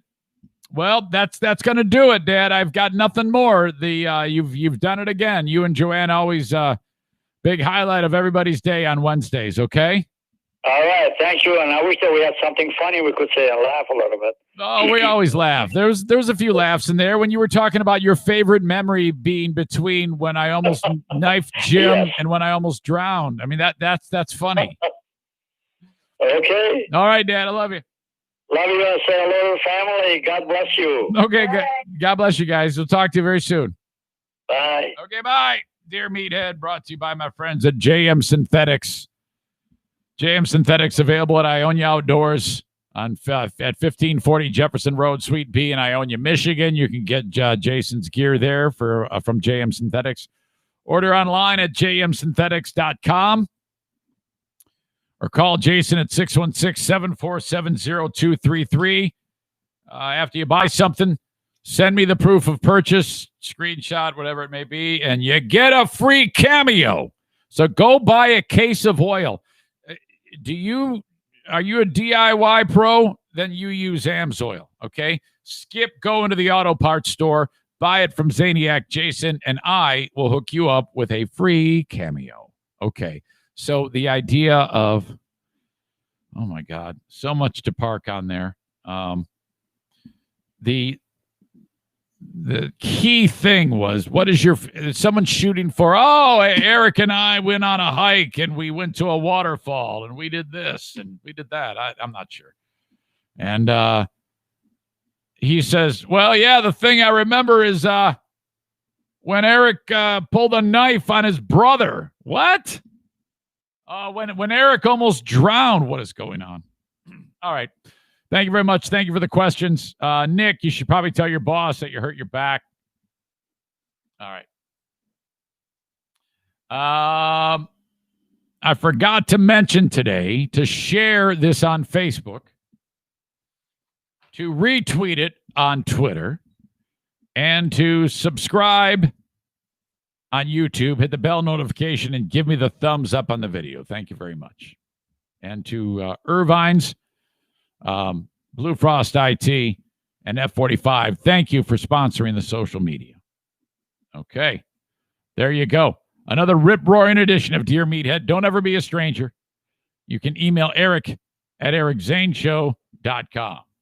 Hey, let me promote your business. Okay, hold on before I get to that. I just remembered. I should have done this earlier before I brought Dad in. Your asshole of the day is Kwame Kilpatrick. Not for anything that he's done. I mean, I give him credit for trying to get pardoned. It's a miracle that somebody fell for it. I think there's some money behind that, by the way. I think Carmanos has something to do with it. Wouldn't surprise me in the least if Carmanos dumped a bunch of money into Trump's pocket for his pal Kwame. You never know. There's no way in hell Trump feels bad for this piece of shit. Kwame Kilpatrick just needs to be asshole of the day on sheer merit for the past however long it was since he did what he did. Dude's the worst. Let me promote your business. Reach out, Eric at ericzaneshow.com. if you want your business featured on the Eric Zane Show podcast. Okay, I have a growing audience each and every day. New people enjoying the audio podcast, getting the live streams, and that's what I do. I put you in front of people that way. Okay, all of my business deals, they accommodate even teeny tiny budgets or more elaborate budgets. You can do whatever you want. I tailor it to you. But if you reach out, Eric at ericzaneshow.com, basically I can tell you how this all works and give you a estimate of the marketing as to what I'm going to do. I'll do a customized marketing plan for you. There's no cost for any of that. Try me. Reach out, Eric at ericzaneshow.com. You'd be surprised. I've got a number of great businesses in the works that when they first reached out to me, they're like, well, I don't think I can do this. I'm like, well, you might be able to do this. We'll figure it out. And I've been doing that ever since. Been doing that for more than 2 years. Very, very rarely have I said it. No, I can't help you. Eric at ericzaneshow.com. Let me promote your business. We have a paintball event going on tomorrow. Excuse me. That is the Eric Zane Show podcast, TC Paintball, Paintball War 11, 1 bourbon, 1 scotch, 1 kidney.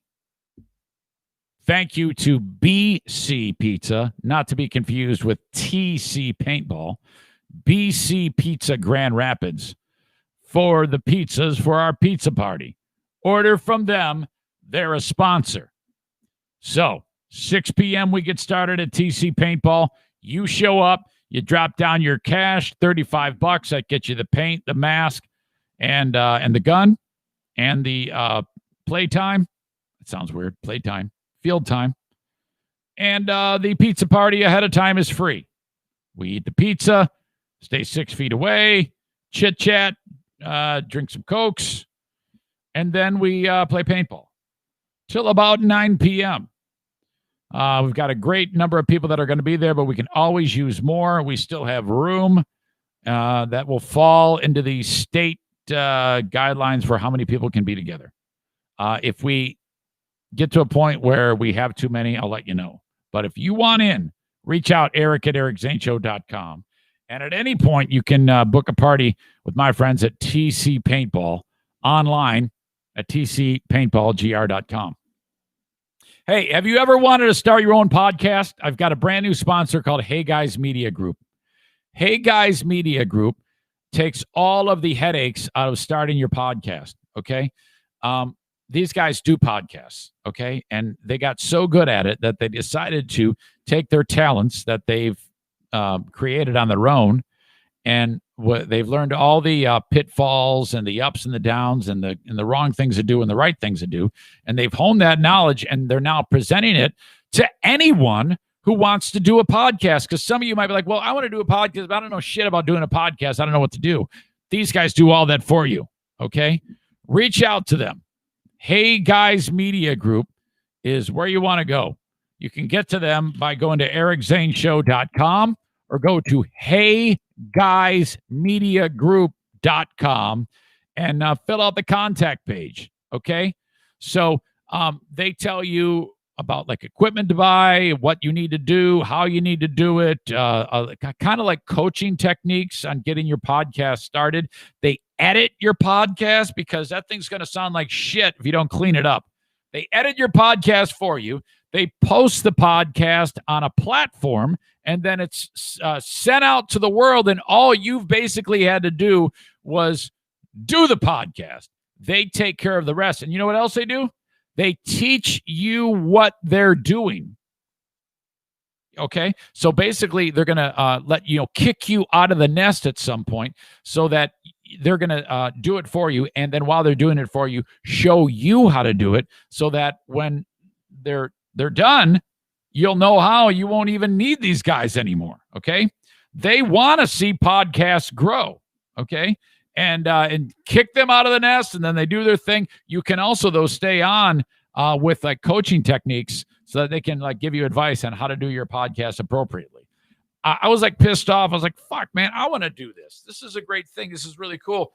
But then I'm like, there's no way I could possibly do this. I can't even clean my own bathroom because I don't have any time. So there's no way in hell I would be able to do this. But Hey Guys Media Group, if you're thinking about doing a podcast, that's the first people you need to contact. HeyGuysMediaGroup.com. Do your own podcast today. Well, maybe not today. In a few days. Hang on. I got to crack my neck. Here comes a doozy. You ready? I got to turn the mic up. Oh, oh my God. I saw stars. Holy crap. Oh, how is that not satisfying for every single one of you? I lay in bed and watch videos of people cracking their necks. Oh, it's spectacular. Oh, jeez. What the hell just happened? I think Bruce just tried chewing the damn. I think I just solved the mystery. I was looking for this dry erase marker earlier. And if you notice, I used the green one, and I've normally used the red one. Frickin' shithead Bruce got his hands on this one, chewed it, and now I don't have a lid for it. So that means that's going to probably fly out in his poop in the next day or so. Come here. Where's the lid?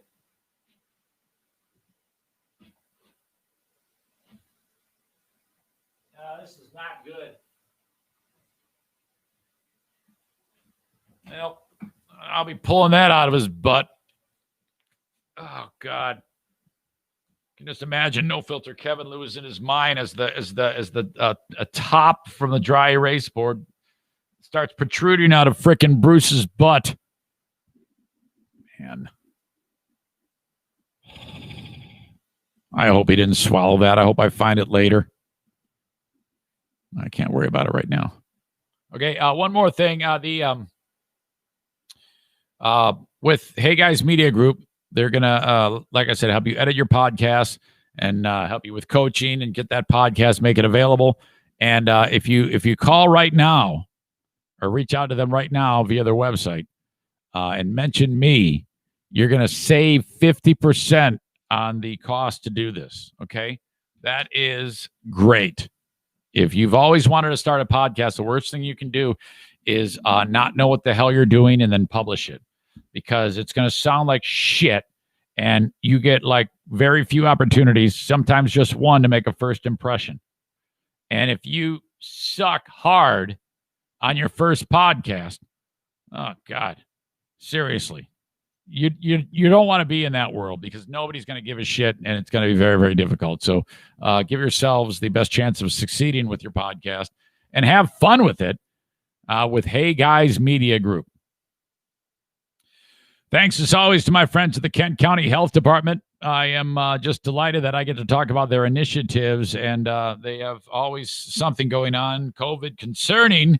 If you need info about testing sites, where to get a test, they've got 4 testing sites throughout Kent County, and also the vaccine.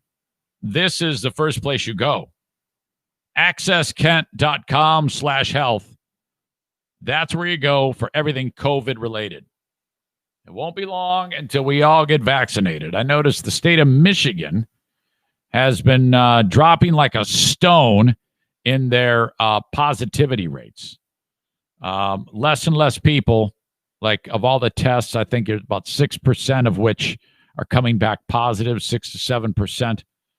They need that to be 3 or under to where they would have this under control. So hopefully, with a little luck, we can put this in the rearview mirror and at least get back to some degree of normalcy. But accesskent.com/health, that's where you go. Okay. Before I get to the update on the general manager of the New York Mets, I've got an email of the day, brought to you by Forever Lawn, West Michigan. Forever Lawn is a great brand where they install synthetic grass, landscaping, residential, commercial, whatever it may be. If you need more information, go to foreverlawn.com/WMI. Randall earns the honors. You can, as always, email me, eric@ericzaneshow.com, on the Shoreliners Striping inbox. Eric, I hate you a little bit right now. After listening to the New Age mom talk about cribs, I could not stop myself from looking her up on TikTok. Pause. I think I covered this on the Patreon. So you're like, what the hell are you talking about? I think I did. If I didn't, it's worth another play. The New Age mom who said, my 5-month-old toddler baby, I guess 5-month-old isn't really a toddler, young child, 5-month-old baby, should not sleep in a crib because I'm a New Age mom and the baby needs bodily autonomy. Why I don't use a crib for my 5-month-old. If you look at a typical American nursery, you will notice that it's set up for the parents' benefit, not the child's. The artwork is usually up high where babies Who gives a shit, right? can't even see it. We literally Of course it's set up for the parents. No, who gives a shit that if the kid... it's anything to avoid the insanity of having to watch these little brats. buy these little baby jail cells so that we can just leave our baby in there and walk away. I don't have a crib because I will never enforce my baby to have a bedtime. Oh my God. Babies are people too, and forcing anyone to sleep when they're not tired is inhumane. Imagine if your partner locked you in a container you couldn't get out of and told you you had to sleep even though you weren't tired. That would be abuse, and you'd probably leave them. Kids deserve the right to bodily autonomy just like we do, and that involves sleep. This is our current setup, but we also have a floor bed. The floor bed allows the baby to sleep when the baby is feeling sleepy and get up and move around when the baby's not. Randall writes, I could not stop myself from looking her up on TikTok. This is so painful, but I can't stop. Maybe you just want to play a TikTok each day from her and break it down. Some are so bad, your eyes and ears will bleed. Worse than that, really? I'm now a little dumber today after watching her than I was yesterday when I was oblivious about her. She'll get hers after that cute baby grows up into a teenage rat who practices bodily autonomy and fathers a couple of babies by age 15. Then let's see what she thinks about cribs and bodily autonomy. Then zoom forward 35 years, a kid who never had a bedtime and slept on the floor till he was 8, hates his mom for growing up with no structure and puts her ass in a nursing home for some quality bodily autonomy. Wow. Take care. Signed, Randy. Randy, yeah, man, you've earned the honor there. That was well done, well constructed. I can feel your rage. And I will be going back to @ComingUpFern for more as I proceed through some of this crazy chick's TikTok videos. I did, however, take one word out of that bodily autonomy clip and kind of superimposed it or edited into other parts of that stupid lecture to give you how I thought it should have sounded. But it didn't, but it could have. Why I don't use a crib for my 5-month-old. If you look at a typical American nursery, you will notice that it's literally set up for the parents' benefit, literally not the child's. Literally, the artwork is usually literally up high where babies literally can't even see it. We literally buy these little baby jail cells so that we can literally just leave our baby in there and literally walk away. I literally don't have a crib because I literally will never enforce my baby to have a bedtime. Babies are literally people too, and forcing anyone to sleep when they're literally not tired is literally inhumane. Imagine if your partner literally locked you in a container you couldn't get out of and literally told you you had to sleep even though you literally weren't tired. That would literally be abuse, and you'd probably literally leave them. Kids deserve the right to bodily autonomy just like literally we do, and that involves sleep. This is literally our current setup, but we also literally have a floor bed. The floor bed literally allows the baby to literally sleep when the baby is literally feeling sleepy and literally get up and move around when the baby's literally not. Fantastic. All right. Well, I'm on it, man. Thank you. And congrats on email of the day. I see that Kate is enjoying the live stream of the podcast. Kate enjoyed it yesterday, up to a point. She enjoyed it up to the point when I was talking about the general manager of the New York Mets, Jared Porter. He was immediately on the hot seat for sending D pics to some lady unsolicited. No one said to him, hey, she didn't say, I need to see some D pics. It did get off the rails when they traded selfies of their faces. And then he said, do you want some more? She said, yes. And then I think he took a picture of his crotch. And then still in his crank was still in his pants at that point. But then it kind of got off the rails. And after like 60 unanswered texts, he eventually sent a stiff crank pic. All right. So that's weird. And so what Kate didn't like was, I was like, well, why is she saying send more? Did that lead him down that road in any way? And she's like, no, fuck no, it didn't. Eat shit, Eric Zane. I'm going to kick your ass. Oh my God, this is terrible. So we got into an argument about that. And then I was like questioning, why is she coming out now? She said, well, there should be a timeline. She can come out whenever she wants to come out. I said, well, I agree with you. I actually do agree with you. But she said herself that she's doing this to help other women. And I'm like, well, good. That's a great reason to come out with it. And she said, but then in the same breath, she said, and I got out of the journalism industry. So that it made it seem like, yes, she's concerned about people, but she's talking out of both sides of her mouth. At the same time, she is now talking about it, even though it's 4 years ago.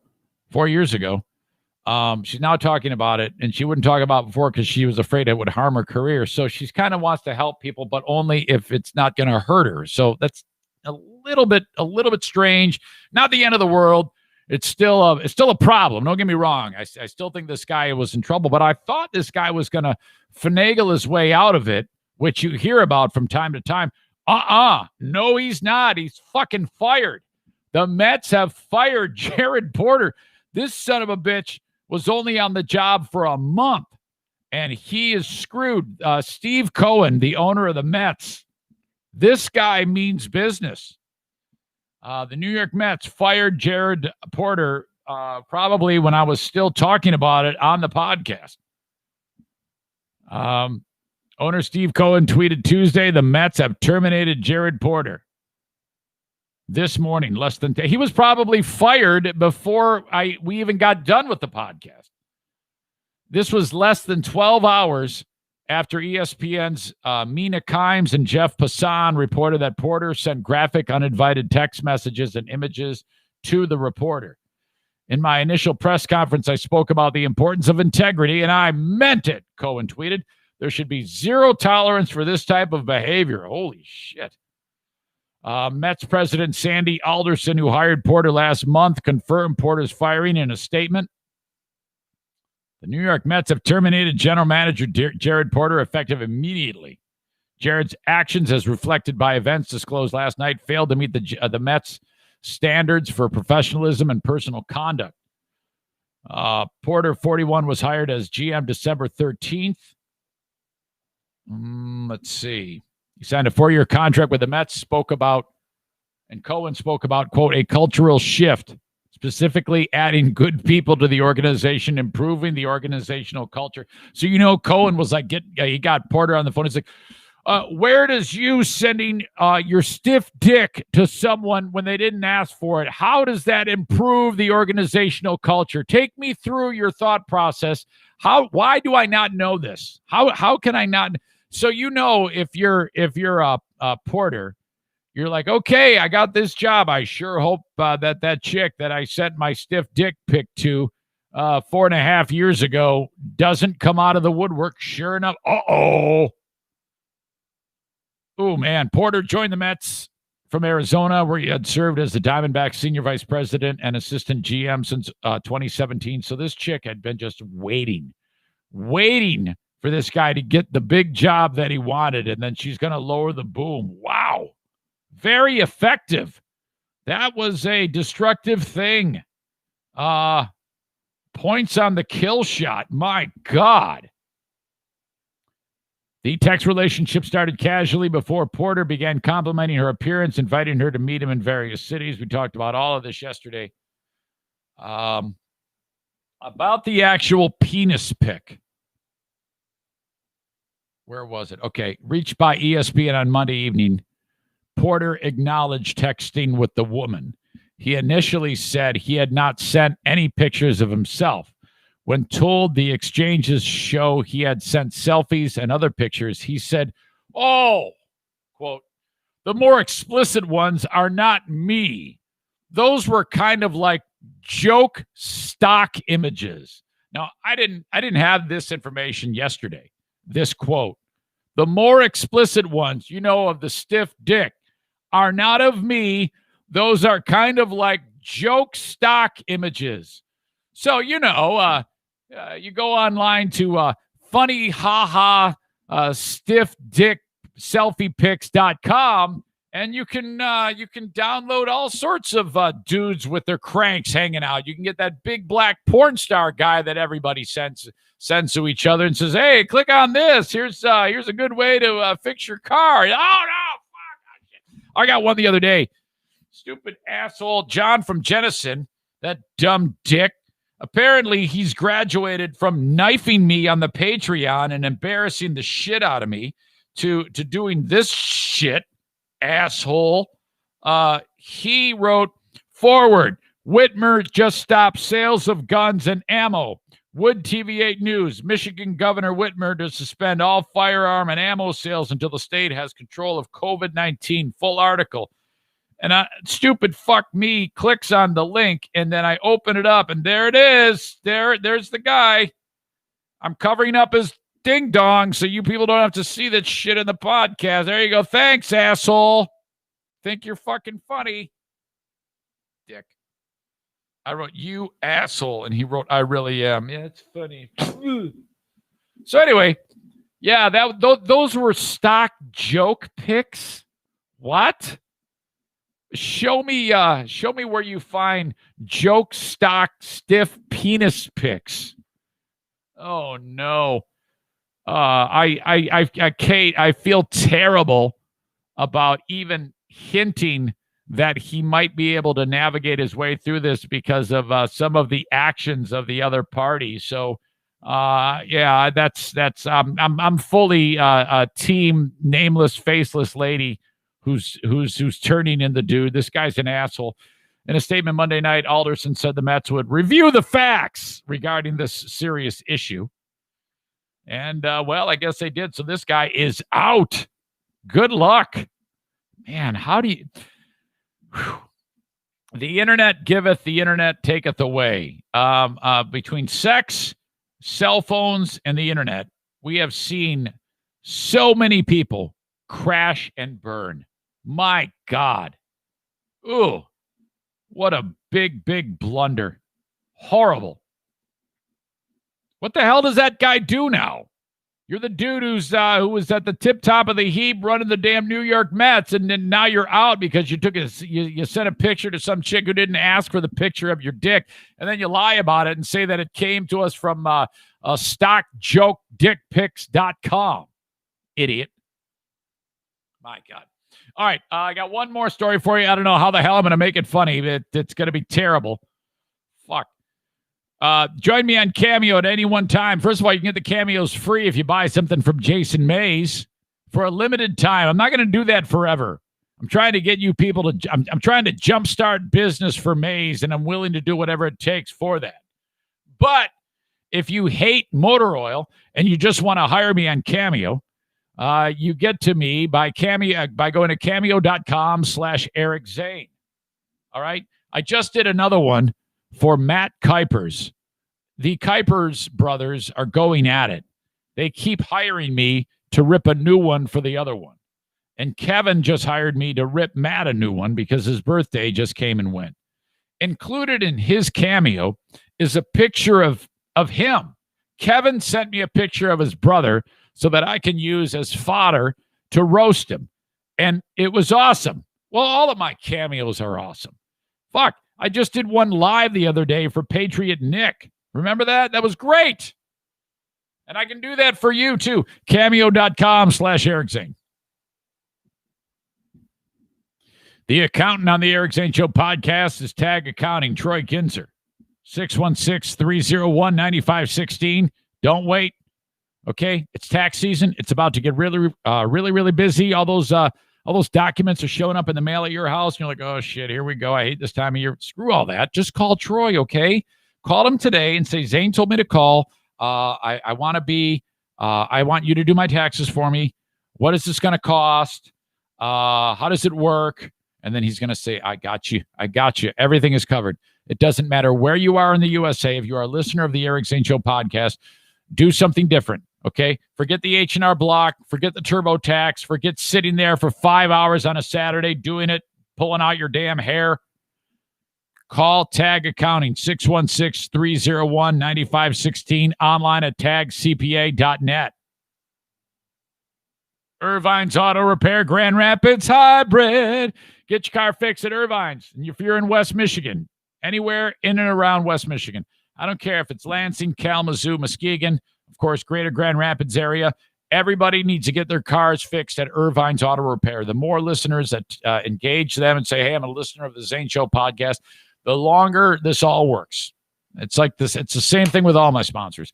616-532-6600. Get your vehicles fixed at Irvine's Auto Repair, Grand Rapids Hybrid, irvines.com. They are the best, okay? I'm not just saying that. All the Google reviews prove that, and you can see them displayed prominently at irvines.com. Last sponsor of the day. The award for last sponsor goes to BK Guns and Stuff. I like to rotate these, by the way. Today's last sponsor is BK Guns and Stuff. Get your weaponry repaired, customized, clean, refurbished, whatever it may be, at BK Guns and Stuff. And you can actually mail the firearm through the mail legally to them, okay? There are some special steps that need to be taken care of so that you do this. You can't just throw it in a box and send it. 616-902-2447. Call Benjamin today. 616-902-2447. Or get to the BK Guns and Stuff Facebook page by going to ericzaneshow.com. When you go to ericzaneshow.com, you just go to one of the two sponsor scrolls, which, and then you just click on the logo that says BK Guns and Stuff, and that will take you right to their page. Okay? BK Guns and Stuff, their Facebook page, and any other information about them is found there. Okay. Now, boy, this is bad. Ohio woman, son of a bitch. This strikes me as something that could happen to me. This would be me. Ohio woman dies. Okay, so we get that out of the way. She has passed. She's only 23. And, oh my God, talk about the worst freak accident possible. Son of a bitch. You ever be leaving a parking garage and you might put your ticket in the thing and then it says, okay, $6 to park. All right, so then you get out the card and then you slide the card in there, and then but just before you go to slide it in there, you drop it. And you're like, fuck. Son of a bitch. So you look down at it and you're like, damn. Well, that's what happened here. Now, some of you already can kind of see what's going on here and how this works out. Oh my God, this is the worst. I regret even bringing this up. The chick looks at it, and then so she opens up her car door, okay? And then, so she's bending over to get the card, and like she's kind of out of the vehicle, like the hand is picking it up, and her body is leaning, okay? And you won't believe what she did. I could totally see myself doing this. I think I might have done this at one point. And oh my God, talk about freak of freak accidents. She hit the gas while she's doing that, okay? The car is now moving. This all happens very quickly. The car door hits the machine, okay? And there she is, and the car door is now, has closed, and her head is stuck between the car, like the car door frame, and the door. It's like a car head sandwich at this point. And holy fuck, that's it. It just popped it like a zit. It's just, that's no more. 23-year-old Victoria Strauss. According to the Columbus Dispatch, police responded to the scene Tuesday morning when the security guard called. Oh my God, that poor son of a bitch to have to see this. My God. And there's security footage too showing this horrible thing. Oh my God. What an awful, awful freak accident. How? Jesus. Snake in the grass, Florida native, might have something to do with it. Graduate student at Ohio State University also might have had something to do with it. Holy crap. Hey, be careful when you're leaving the parking garage. My God.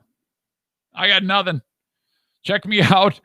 Send me an email, eric@ericzaneshow.com with how grossed out you are by that story. Holy crap. I cannot believe that. How did that even happen?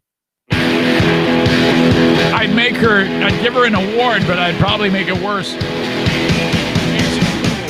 Be careful. Oh, yeah, she dodged a bullet on the pandemic. Thank God she stayed safe, but oh my God, leaving the parking garage. What? All right. Kate's probably going to send me an email all pissed off again. All right, thanks, folks. I appreciate it. This podcast is done. We got the Patreon bonus podcast a little later on. I appreciate you. Thank you so much. Talk to you down the road. Bye-bye.